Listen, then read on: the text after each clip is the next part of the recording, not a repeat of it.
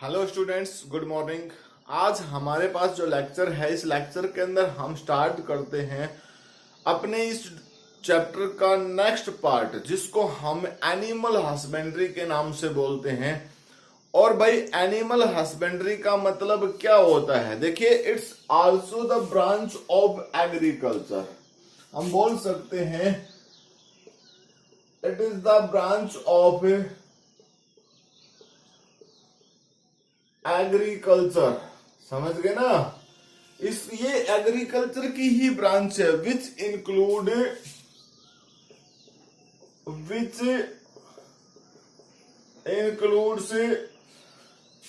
Bye rearing,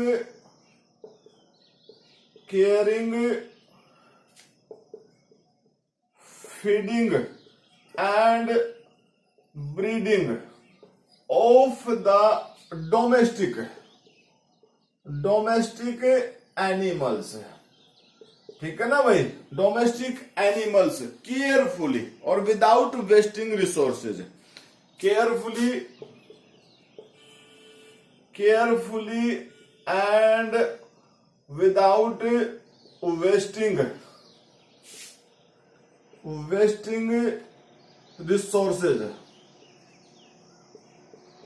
समझ गए ना? जिस भी तरीके की कंडीशंस को हम उनके लिए यूज करते हैं, उन सभी के केस में हम इसको इंक्लूड करते हैं भाई। तो एनिमल हस्बेंड्री हमारे पास एक तरीके से ब्रांच है एग्रीकल्चर की, जिसके केस में हम रेयरिंग करते हैं, केयरिंग करते हैं, फीडिंग या ब्रीडिंग के बेस के ऊपर जो भी हमारे पास एनिमल्स उनका डोमेस्टिकेशन करते हैं।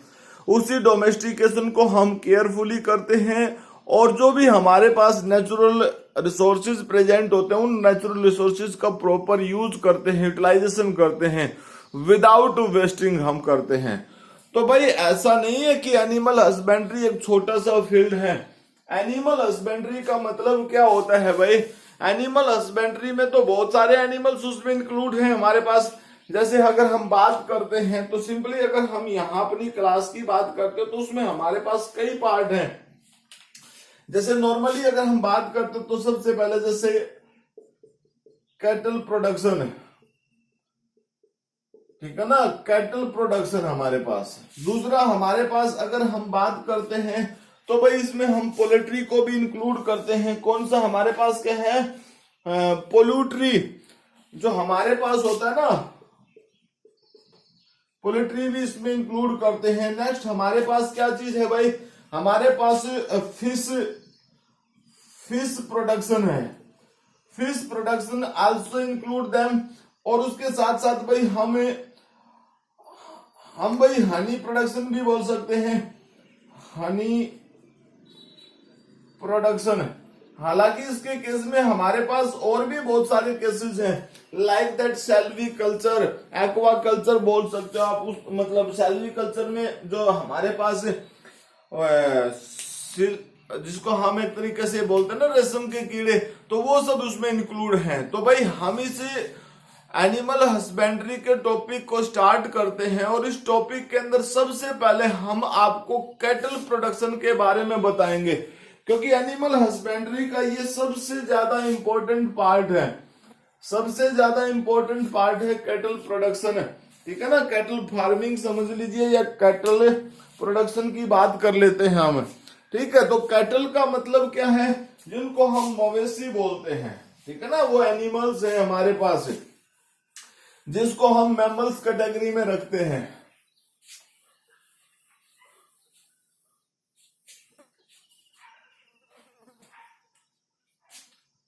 तो सबसे पहले हमारे पास क्या है आज? First part, cattle production. Cattle production. अब देखिए, कैटल प्रोडक्शन एक ऐसा नहीं कि एक छोटा सा पॉइंट है। इस कैटल प्रोडक्शन के केस में हम क्या कर सकते हैं भाई? देखिए, वही बात है, अगर हम डेफिनेशन के अकॉर्डिंग चलते हैं तो मतलब इसमें हम क्या कर सकते हैं? A process of rearing, caring, भाई वो डिफरेंट वे पे rearing, caring, feeding of domestic animals. अब देखिए भाई, यहां पर मैं जो वर्ड लिखूंगा, एनिमल्स की बात हमने की है, तो यहां पर बहुत सारे हैं भाई, जिसमें हमारे पास बुफेलोज हैं, काउज हैं, कैमल्स हैं भाई, हॉर्स हैं, पिग भी है भाई। तो ये सब ऑर्गेनिज्म हमारे पास इसमें इंक्लूड्स हैं, ठीक है। इनको हमने प्रॉपर वे में, मतलब दो मेन पॉइंट बनाकर हमने इसकी रेयरिंग केयरिंग करनी है। और वो मेन दो पॉइंट हमारे पास जो है ना, वो क्या क्या है भाई, कैटल मैनेजमेंट है एक तो हमारे पास है, और एक हमारे पास है फार्म मैनेजमेंट, ठीक है ना। एक तो हमारे पास कैटल फार्मिंग है, इसमें मेन दो पॉइंट्स है, ठीक है ना। ये दो पार्ट्स में बन गया। एक तो हमारे पास कैटल फार्मिंग हो गया भाई। दूसरा हमारे पास क्या चीज होगी भाई, कैटल फार्मिंग के साथ साथ कैटल मैनेजमेंट प्रैक्टिस होगी, कैटल मैनेजमेंट प्रैक्टिस।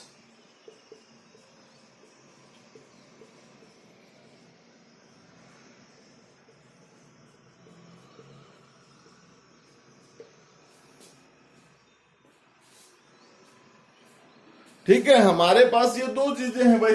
अब सबसे पहले तो देखिए हमने क्या पढ़ना है, कैटल फार्मिंग।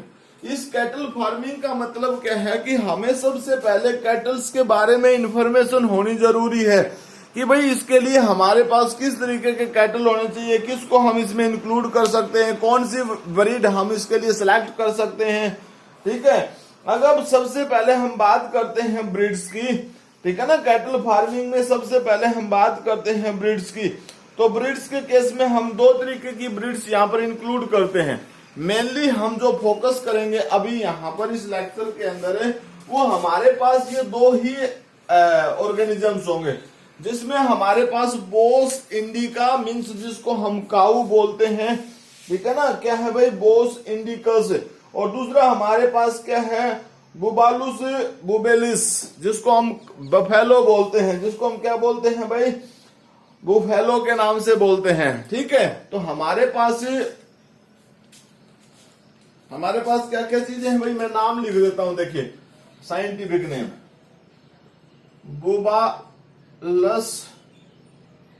बुबालुस और बुबलिस। ये हमारे पास भाई साइंटिफिक नेम है। किसका है साइंटिफिक नेम है, बफेलो का। दूसरा हमारे पास काऊ की बात हम करते हैं, तो काऊ का साइंटिफिक नेम है भाई बोस। काऊ का साइंटिफिक नेम क्या है, बोस इंडिकस, ठीक है भाई, बोस इंडिकस। तो ये बफेलो का साइंटिफिक नेम है। तो मोस्टली केस में हम इन्हीं दो ऑर्गेनिजम्स पे फोकस करेंगे। तो हमारे पास सबसे पहले है कैटल फार्मिंग, जो पॉइंट हमने रखा है वहां से स्टार्ट करते हैं। तो सबसे पहले हम काऊ की ब्रीड की बात करते हैं, या भाई हम एक तरीके से कैटल की ब्रीड की, मतलब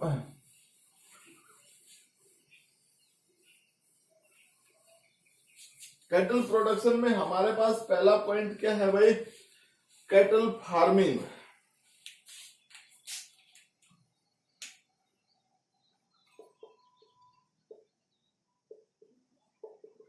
कैटल फार्मिंग हमारे पास इंक्लूड है। ये कैटल फार्मिंग जो पॉइंट हमारे पास है, इस कैटल फार्मिंग पॉइंट के अंदर अगर हम देखते हैं तो सबसे पहले हमारे पास ब्रीड्स है, यानी एनिमल्स की जो ब्रीड्स जिनका हम यूज करते हैं, ठीक है। हमारे पास क्या है, breeds of cow and breeds of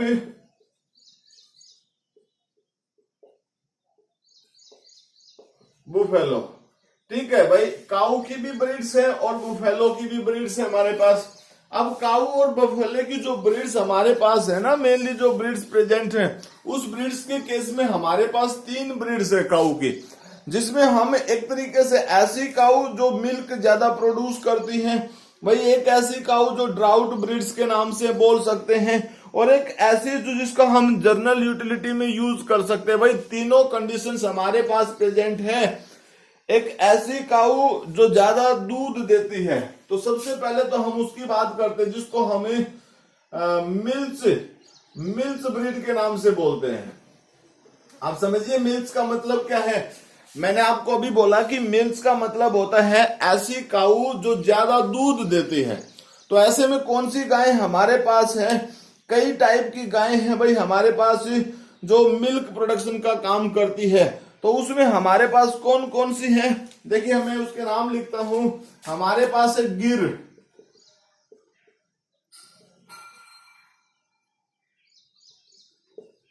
Sahiwal, ठीक है, गिर, साहिवाल, रेड सिंधी, ठीक है ना, रेड सिंधी, हमारे पास रेड सिंधी है भाई। या फिर उसके साथ साथ और भी इसमें इंक्लूड है जिसको बोलते हैं दियोनी। तो ये हमारे पास वो काऊ की वैरायटीज हैं, ब्रीड हैं जो हमें मिल्क की प्रोडक्शन देती हैं। सेकंड की बात हमने बताई कि ड्राउट के बेस के ऊपर, सेकंड कौन सी है भाई, ड्राउट के बेस के ऊपर, ड्राउट ब्रीड। अब ड्राउट ब्रीड्स का क्या रोल है भाई। ड्राउट ब्रीड जो होती है, हम जो हमारे पास बैल होते हैं या मतलब प्लॉगिंग का वर्क जो करते हैं उसमें हमारे पास ये इंक्लूड है। तो इसमें हमारे पास मालवी, नेगरी, हमारे पास इसमें क्या है भाई, मालवी, निगरी, हॉलिकर, ये सब ब्रीड हमारे पास इसमें इंक्लूड है। ठीक है, जो हमारे एक तरीके से अगर बात करते हैं हमें, तो मोस्टली जितनी भी ब्रीड्स हमारे पास प्रेजेंट है ना, ये सारी की सारी, चाहे वो ड्राउट बेस्ड हैं, चाहे वो सारी की सारी, एक तरीके से हम ये इंक्लूड कर सकते हैं कि भाई वो मिल्स एनिमल्स के बेस के ऊपर हैं। तो वो मोस्टली हरियाणा, राजस्थान, गुजरात, पंजाब, इसी इलाके में ज्यादातर प्रेजेंट है हमारे पास, ठीक है ना, अलग अलग। लेकिन कुछ ऐसे केस भी हैं जिसमें साउथ इंडिया के अंदर प्रेजेंट है। जैसे अगर हम बात करते हैं दियोनी की, बात करते हैं रेड सिंधी की, बात करते हैं, they lie in the region of Andhra Pradesh. कहां पर प्रेजेंट है, आंध्र प्रदेश के रीजन में प्रेजेंट है भाई। उसके साथ साथ हमारे पास अगर ड्राउट की बात करते हैं तो जैसे होलिकर जो हमने लिखी है, ये कहां की है, ये कर्नाटक की वैरायटी है, ठीक है। और कंगायाम भी प्रेजेंट होती है हमारे पास। इसी में कौन सी है, कंगायाम, जो एक तरीके से तमिलनाडु की इंक्लूड है, ठीक है। अब हमारे पास थर्ड जो एक और थी जिसको हम बोलते थे मिक्स्ड वैरायटी या जर्नल वैरायटी, जो ब्रीड हमारे पास थी जर्नल यूटिलिटी के बेस के ऊपर, जिस ब्रीड की हम बात कर रहे थे,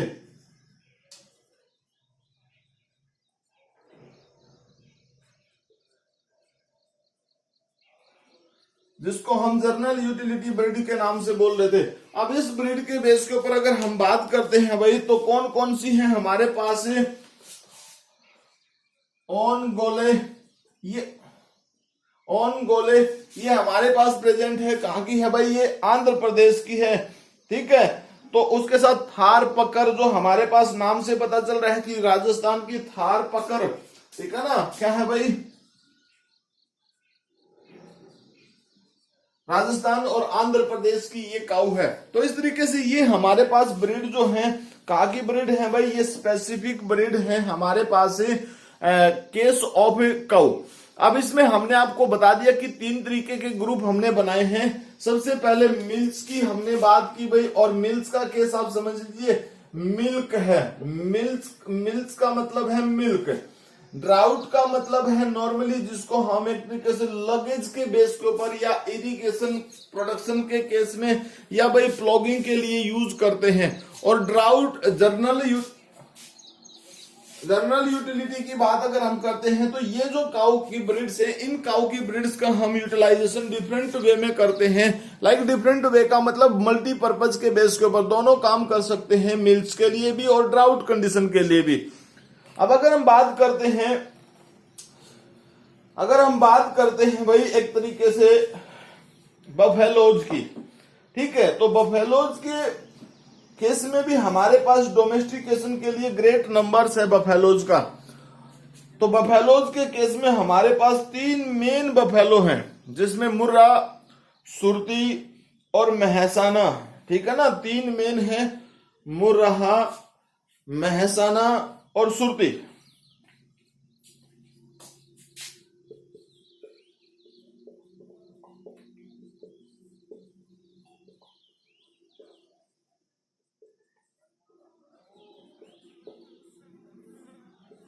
ये जो 3 वैरायटी हैं, इसमें से सबसे फेवरेबल जो है हमारे पास उसको वो हमारे पास मुर्रा है। अब एक्चुअली में क्या होता है कि भाई किसके बेस के ऊपर क्वालिटी को हम मेजर करते हैं।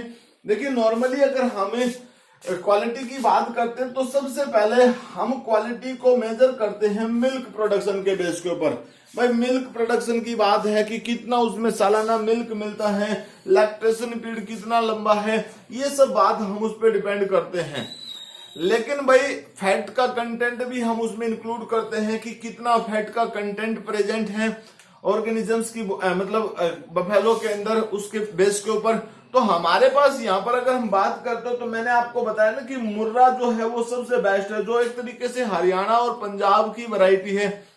जो कहाँ की बफेलो है, हरियाणा पंजाब की। और इसकी जो मेन जो कंडीशन है भाई, मैंने आपको बताया कि लैक्टेशन पीरियड के बेस के ऊपर हम बात करते हैं और जो बॉडी मिल्क प्रोडक्शन की बात करते हैं। तो भाई एक तो पहली बात ये कहाँ की है, हरियाणा और पंजाब है, हरियाणा एंड पंजाब की है। ठीक है, दूसरी बात है कि ये 1800 से लेकर 2500 लीटर तक मिल्क प्रोवाइड करती है अपने लैक्टेशन पीरियड के अंदर। ठीक है ना, लैक्टेशन पीरियड जो है इसका, उस लैक्टेशन पीरियड के अंदर। ठीक है, और इसके में अगर हम फैट के कंटेंट की बात करते हैं तो इसका जो फैट कंटेंट है भाई वो 7% है। ठीक है ना, 7% फैट कंटेंट है मुर्रा वैरायटी के अंदर। अगर हम महसाना की बात करते हैं तो ये एक तरीके से हम ये कह सकते हैं कि Mehsana is live from the Gujarat है। ठीक है, मोस्टली जो है ये किसकी है, गुजरात जो हमारा स्टेट है उससे बिलोंग करती है। और सबसे मेन रीजन क्या है कि वडोदरा जो रीजन है वहां से ये बिलोंग करती है। अब इसके अंदर भी मिल्क प्रोडक्शन जो है वो अच्छी है। ठीक है ना, मिल्क प्रोडक्शन जो है वो अच्छी है भाई इसके केस में भी। और एक तरीके से अगर हम फैट कंटेंट की बात करते हैं तो यहां पर फैट कंटेंट कुछ मुर्रा के कंपैरिजन में ज्यादा है। तो गुजरात के केस में जो हमारे पास हमने बताया कि इसका 1200 से लेकर 2500 लीटर तक है। ठीक है ना, 2500 लीटर तक। और फैट कंटेंट आप 10% तक इसमें प्रेजेंट है। ठीक है, 10% तक इसमें प्रेजेंट है ना। उस सुरती की बात अगर हम करते हैं तो सुरती भी एक ऐसी ब्रीड है जिसको भाई हम गुजरात ब्रीड के नाम से ही बोलते हैं। ठीक है,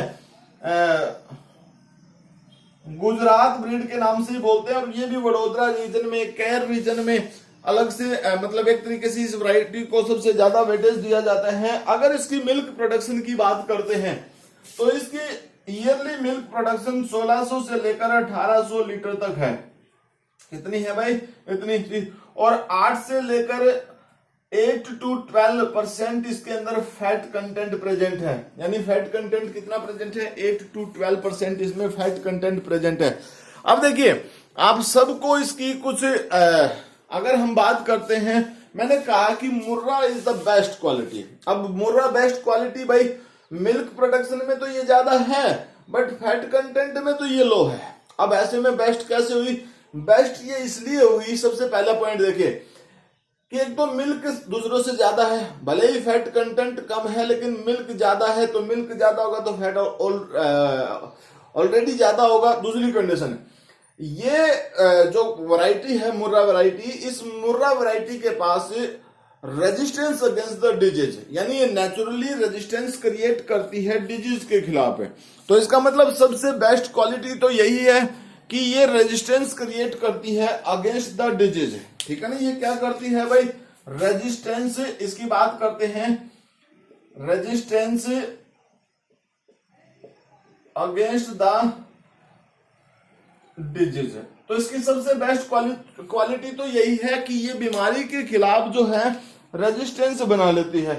अब हमारे पास देखिए अगर हम बात करते हैं, हम ये कहते हैं आमतौर पर कि गाय के कंपैरिजन में भैंस का जो दूध होता है उसमें कुछ ज्यादा फैट कंटेंट होता है। अगर मिनरल्स न्यूट्रिशन के बेस के ऊपर बात करते हैं तो उसमें कंटेंट कुछ ज्यादा प्रेजेंट होता है। तो उसी कंटेंट के बेस के ऊपर हम बात करते हैं। तो जो बफेलो होती है उसके मिल्क के अंदर क्वालिटी की बात अगर हम करते हैं तो ज्यादा फैट प्रेजेंट होता है, विटामिन टोकोफेरोल्स भी प्रेजेंट होती है, प्रोटीन्स, कैल्शियम, फॉस्फेट, भाई कुछ स्पेसिफिक अमाउंट में पोटेशियम भी प्रेजेंट होता है, कोलेस्ट्रॉल्स भी प्रेजेंट होता है। तो मतलब एक तरीके से काऊ का जो मिल्क होता है, बफेलो का जो मिल्क होता है वो क्वालिटी मेंटेनिंग मिल्क होता है। ठीक है ना, कैसा होता है भाई, क्वालिटी मेंटेनिंग मिल्क होता है। ठीक है, जिसमें हमने अभी बताया ना जो फैट रिच होता है भाई, उसके केस में टोकोफेरोल्स जो विटामिन होती हैं वो प्रेजेंट होती हैं। ठीक है, और भाई और प्रोटीन्स प्रेजेंट होती है, वो सब कंडीशन प्रेजेंट होती हैं। और यू नो कि अगर मान लीजिए अगर हम प्रोडक्ट की बात करते हैं तो मिल्क के डिफरेंट प्रोडक्ट्स हैं भाई। दूध है, नॉर्मली दही है, मट्ठा है, छाछ है, मक्खन है, बटर जिसको हम बोलते हैं, वो सब किसके, मिल्क के ही अलग अलग प्रोडक्ट्स हैं जिनका हम प्रोडक्शन करते हैं और फिर यूटिलाइजेशन करते हैं। अब अगर एक तरीके से हम ये मान के चले कि भाई हाउ वी इंक्रीज, और ऐसी वैरायटी कैसे प्रोड्यूस करें कि जिससे मिल्क प्रोडक्शन इंक्रीज हो जाती है, हो सकती है। ठीक है, तो how we create the variety by which we improve the production of milk. ठीक है, हमारे पास ये क्वेश्चन बन सकता है, how we increase the milk production. हमारे पास ये क्वेश्चन राइज हो सकते हैं, how we increase the milk production. Milk production को हम कैसे बढ़ा सकते हैं भाई। ठीक है, अब मिल्क प्रोडक्शन को बढ़ाने के लिए हमें किसी स्पेसिफिक मेथड्स का यूज करना पड़ेगा भाई।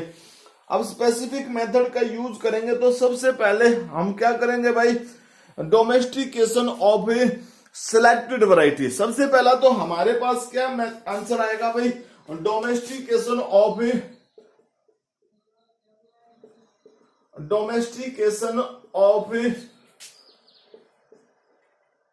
Selected varieties. सबसे पहले तो हम क्या कर सकते हैं, सिलेक्टेड जो वैरायटी है हमारे पास है, उन सिलेक्टेड वैरायटीज का हम डोमेस्टिकेशन करें। मैं भाई जिसके पास पहले बताया कि हमने पहला पॉइंट हमने लिखा इसमें कि जिसके पास मिल्क प्रोडक्शन हाई है, मिल्क प्रोडक्शन हाई, पहला पॉइंट तो ये होगा। दूसरा पॉइंट ये हो सकता है भाई, हमारे पास मिल्क प्रोडक्शन के साथ साथ अगर हम बात करते हैं ना इसमें, तो भाई high content of fat etcetera या न्यूट्रिएंट्स, जिस भी न्यूट्रिएंट्स की हमें जरूरत होती है तो उसी को तो क्वालिटी मानेंगे हम, उसी को तो क्या मानेंगे, क्वालिटी। अब क्वालिटी और क्वांटिटी दोनों के बेस के ऊपर हमने सिलेक्शन करना है। लेकिन हमारे पास उस लैक्टेशन पीरियड के बेस की बात पे हमने किसके बेस के ऊपर किया भाई, मिल्क प्रोडक्शन भाई लैक्टेशन पीरियड के बेस के ऊपर। आप लोग समझिए कि किसके बेस के ऊपर हम बोल सकते हैं selection, domestication of selected variety, किसके बेस के ऊपर मैं यहां लिख देता हूं, लैक्टेशन पीरियड के बेस के ऊपर। अब लैक्टेशन पीरियड का मतलब होता है कि वो टाइम जिसके बेस के ऊपर कोई भी काऊ या बफेलो हमें दूध प्रोवाइड करती है, यानी साल में कितने दिन तक वो हमें दूध देती है, तो उसको लैक्टेशन पीरियड के नाम से बोलते हैं। अब जो ये ब्रीड हमारे पास है, इस ब्रीड के अंदर मतलब हम कैसे कर सकते हैं, तो इसके लिए हम इंप्रूवमेंट कर सकते हैं ब्रीड्स में। ठीक है, तो methods of breeding animals, methods of breeding animals हम अप्लाई कर सकते हैं। Method of breeding,